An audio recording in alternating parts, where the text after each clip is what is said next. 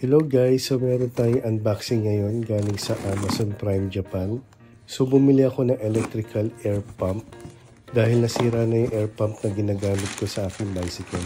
So ito siya guys, worth 3,000 yen sa Amazon. So pwede siya sa kotse, motorcycle, bike, and bola. So sa loob, makikita nyo kagad guys yung mga accessories niya. Yan, kasama na dito yung pang-recharge, yung hose, at iba-iba pang mga accessories na magagamit sa motor, kotse, sa bike, at lalo na sa mga bola.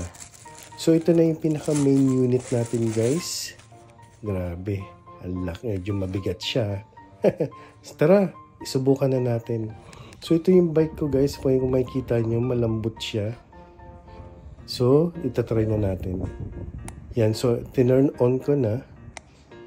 So makikita nyo kagad guys yung mga mode niya dito.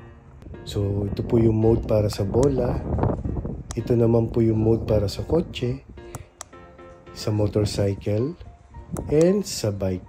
Since bike yung ipapump natin, so ayan po yung ginamit nating mode. Tara, ikabit na natin at tingnan natin kung ano yung magiging resulta.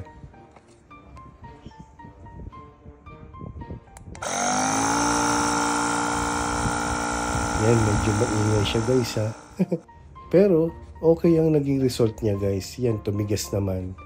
So, bili na kayo guys sa Amazon Prime Japan Electrical Air Pump.